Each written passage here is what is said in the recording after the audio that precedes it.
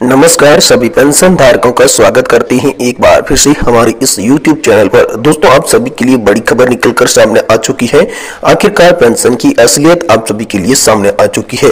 वही दोस्तों, पेंशन का भेदभाव आप सभी के लिए खत्म हुआ है और डीए और मेडिकल पर बड़ा आदेश आप सभी के लिए जारी हुआ है। आज की इस वीडियो में हम आपको बताएंगे कि आखिर पेंशन वितरण की लिस्ट के आधार पर आप सभी को कितनी पेंशन मिलेगी। साथ ही साथ दोस्तों, हम आज की इस वीडियो में एक बड़ी खबर की बात करने वाले हैं, जिसमें दोस्तों पेंशनर्स की जंग जारी अब जेब हो जाएगी आप सभी के लिए भारी। दोस्तों, ईपीएफ 95 हायर पेंशन को लेकर ईपीएफ 95 संघर्ष समिति द्वारा आश्वासन और मोदी की गारंटी जो है वो कहां तक वैध मानी जाएगी, इसके बारे में भी बड़ी खबर निकलकर सामने आ चुकी है। जिसमें दोस्तों पेंशन धारकों के लिए 4 बड़ी खबरें हैं। पेंशन धारकों को क्या बोनस मिलने वाला है, क्या दोस्तों मेडिकल भत्ते के रूप में आप सभी को 3000 रुपए प्रतिमाह मिलेगा, वही दोस्तों महंगाई भत्ता आप सभी का कितना हुआ है, और एरियर के बारे में भी आज की इस वीडियो में हम आपको जानकारी देने वाले हैं। वही दोस्तों, लाखों पेंशन धारकों का इंतजार की घड़ियां समाप्त होने वाली है। कर्मचारियों की पेंशन में भारी बढ़ोतरी हो सकती है, इसको लेकर भी बड़ी खबर आप सभी के लिए सामने आई है। वही दोस्तों, एक महत्वपूर्ण खबर कि वित्त मंत्रालय ने नए साल से पहले कर्मचारियों को दी बहुत ही बड़ी खुशखबरी। नए साल पर पुरानी पेंशन योजना भी लागू हो सकती है। अभी आप सभी के लिए बड़ा अपडेट आया है, जिसमें दोस्तों वित्त मंत्री ने यहाँ पर आप सभी के लिए बड़ी खबर जारी की है। इसके बारे में भी आज की इस वीडियो के अंदर हम जानकारी आप लोगों को देने वाले हैं। वही दोस्तों, लाखों कर्मचारियों और लाखों केंद्र सरकार की नए साल की तोहफा देने जा रही है। केंद्र सरकार जो कर्मचारी है उनके लिए वहां पर भी वित्त मंत्री निर्मला सीतारमण द्वारा बड़ी घोषणा की गई है। तो तमाम जो बड़ी अपडेट है उन्हें इस वीडियो के अंदर कवर करने वाली है। इसलिए आपसे निवेदन करते हैं कि दोस्तों वीडियो को आप लास्ट तक देखें। तो सबसे पहले चलिए जानते हैं कि पेंशन की जो असलियत है वो आखिरकार क्या सामने आई है। दोस्तों, यहाँ पर बड़े अधिकारी ने बताया कि पेंशन की जो हकीकत है वो दोस्तों 2000 रुपए से लगाकर 200 के बीच की पेंशन है। ये एवरेज जो पेंशन है 1171 रुपए पेंशन धारकों को मिल रही है, और पेंशन धारकों को 1171 रुपए अगर पेंशन मिलेगी तो उनका कैसे गुजारा होगा।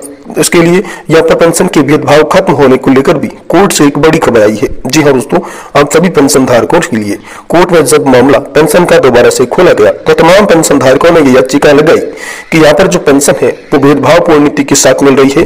किसी को पेंशन ज्यादा मिल रही है, किसी को पेंशन कम मिल रही है, लेकिन जो मुख्यतः पेंशन है वो यहाँ पर रिटायरमेंट जब हुए थे कर्मचारी उसी के आधार पर मिल रही है।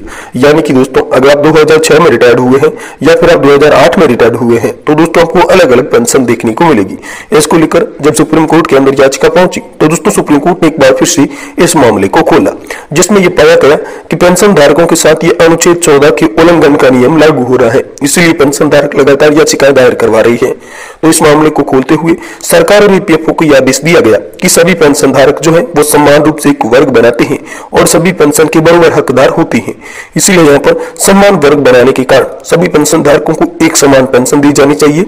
वही पेंशन से जुड़े अन्य लाभ जिसमें कि मेडिकल भत्ता हो गया, साथ ही साथ महंगाई भत्ता हो गया, उन्हें जोड़कर भी सम्मान दिया जाना चाहिए। ये आदेश आप सभी के लिए जारी हुआ है। वहीं दोस्तों, डीए और मेडिकल को लेकर भी बड़ी खबर है, ये भी आगे इस वीडियो के अंदर हम आपको बताने वाले हैं। वहीं दोस्तों, पेंशन वितरण की लिस्ट आप सभी के लिए जारी हो चुकी है। तो दोस्तों, पेंशन वितरण की लिस्ट के अनुसार आप सभी की सबसे पहले 15,000 रुपए की सैलरी लिमिट के आधार पर बेसिक पेंशन की बात की गई है। इसके बाद दोस्तों आपकी पेंशन बढ़ोतरी में 60 साल से लगाकर 80 साल के बीच की पेंशन बढ़ोतरी की बात कही गई है। जी हाँ दोस्तों, 15,000 रुपए की सैलरी लिमिट के आधार पर न्यूनतम पेंशन यहाँ पर आप सभी के लिए 2000 की है। वहीं दोस्तों हाईएस्ट और अधिकतम पेंशन की बात करें तो 7500 की पेंशन रखी गई है। 7500 की पेंशन उन लोगों को, उन कर्मचारियों को दी जाएगी जिन्होंने यहाँ पर अपने कार्यकाल के दौरान सरकार में यहाँ पर जो है ईपीएफ पेंशन फंड के अंदर तकरीबन 30 से 35 साल तक का लगातार कंट्रीब्यूशन किया है। उन्हें दोस्तों यहाँ पर 7000 से लेकर 7500 के बीच की पेंशन देखने को मिलेगी। वहीं दोस्तों, अगर आप 65 साल की एज के हो जाते हैं तो दोस्तों आप सभी की पेंशन में 5% एडिशनल पेंशन में बढ़ोतरी कर दी जाएगी। ये भी सरकार के द्वारा आदेश दिया गया। जैसे जैसे आपकी एज बढ़ती जाएगी वैसे वैसे आपके पेंशन में बढ़ोतरी होती जाएगी। अब यहाँ पर है 65 साल की एज में 5%, वहीं 70 साल की एज में 10%, साथ ही साथ आपको 75 साल की एज में 15% एडिशनल पेंशन की बढ़ोतरी मिलेगी। वहीं दोस्तों 80 वालों के लिए एक बड़ी खुशखबरी है कि अब आपको 20% एडिशनल पेंशन बढ़ोतरी के लिए 80 साल के होने जरूरी नहीं है। जी हाँ दोस्तों, 79 ईयर्स की एज में ही आप सभी पेंशन धारकों को 20% एडिशनल पेंशन का लाभ देखने को मिलेगा। ये आप सभी के लिए बड़ी खबर आ रही है। वहीं दोस्तों आप सभी के लिए एक बड़ी खबर है कि लाखों कर्मचारियों को केंद्र सरकार का नए साल पर बड़ा तोहफा। जी हां दोस्तों, वित्त मंत्री निर्मला सीतारमण द्वारा बड़ा घोषणा करते हुए केंद्रीय कर्मचारियों को यहाँ पर बड़ी खुशखबरी दी जा चुकी है। जी हां दोस्तों, आखिर क्या खुशखबरी है तो चलिए आपको बताते हैं। देखिए दोस्तों, खुशखबरी ये जो आधिकारिक तौर पर तो नहीं है, लेकिन मीडिया में बयान यहाँ पर तेज हो रहे हैं, जिसमें दोस्तों कर्मचारियों के डीए में हो सकती है बहुत ही बड़ी वृद्धि। जी हाँ दोस्तों, हम आपकी जानकारी के लिए बता दें कि केंद्र सरकार कर्मचारियों और सेवानिवृत्त लोगों के लिए खर्च भत्ते में करीब 4% की बढ़ोतरी करेगी, जिसके बाद ये बढ़कर 50% हो जाएगा। इसलिए उनका मानना तय है कि सरकारी कर्मचारियों और पेंशनधारकों का वेतन जो है वो बढ़ने वाला है और ये सभी का दिल जीतने के लिए काफी बड़ी खबर है। जी हाँ दोस्तों, फिलहाल कर्मचारियों को जो है वो 40% डीए का लाभ मिल रहा है, जो हर किसी का दिल जीतने वाला काफी है। माना यह जा रहा है इससे करीब 10 लाख कर्मचारियों को फायदा होगा।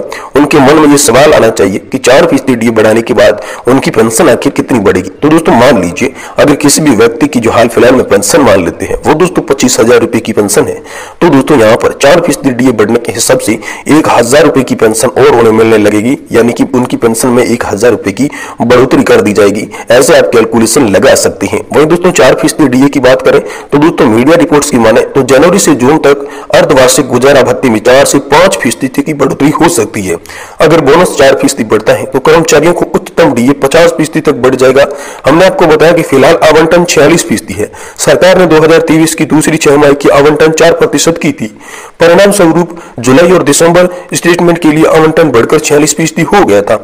यदि बोनस में 5% की वृद्धि होती है तो ये 50 या फिर 51 से अधिक हो जाएगा।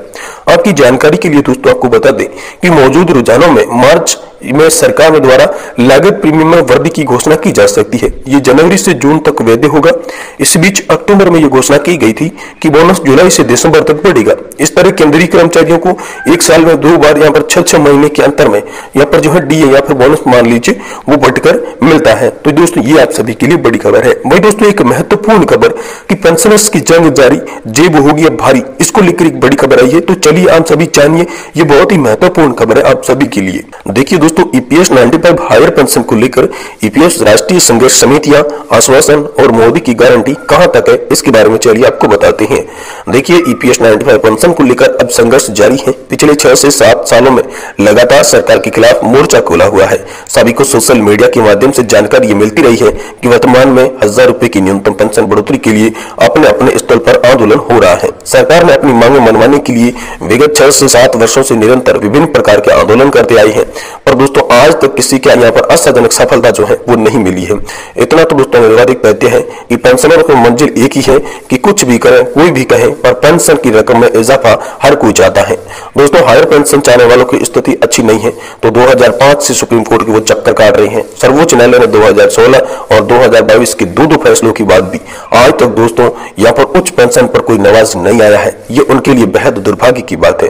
दोस्तों एक बात समझ में नहीं आ रही कि न्यूनतम पेंशन की मांग करने वाले एक साथ मिलकर मांग क्यों नहीं कर सकते, क्यों एक दूसरे के अपना श्रेष्ठ बताने में लगे हुए, कभी इस पर तो कभी इस पर विचार किया जा रहा है। दोस्तों 3,000 रुपए की मांग करने वाले अलग लोग हैं, 5,000 रुपए की मांग करने वाले अलग लोग हैं, 7,500 की मांग वाले अलग है, 9,000 रुपए की मांग करने वाले अलग लोग हैं। तो दोस्तों साथ ही में सुप्रीम कोर्ट वाले अलग है, पर सरकार तो एक ही है ना, जो बड़ी शक्तिशाली भी है। ऐसे में सबसे पहले लोग और भी कमजोर थे और कमजोर होते जा रहे हैं। इसलिए पेंशन धारकों को यह बताया गया कि पेंशन धारकों को इकट्ठा होना जरूरी है। दोस्तों यहाँ पर जो है सरकार ठोस निर्णय ले सकती है, आश्वासन भी सरकार ने दिया है। और इसी बीच जो दोस्तों 31 दिसंबर 2023 तक सरकार ने निर्णय लेने की अपेक्षा कही थी। अब देखना यह होगा कि चुनावी राजनीति के माहौल के चलते सरकार पेंशनरों की कितनी सुध लेती है, या फिर सैकड़ों उम्मीदवार कमजोर, असहनीय देश के वरिष्ठ नागरिक पेंशनरों के लिए फिर से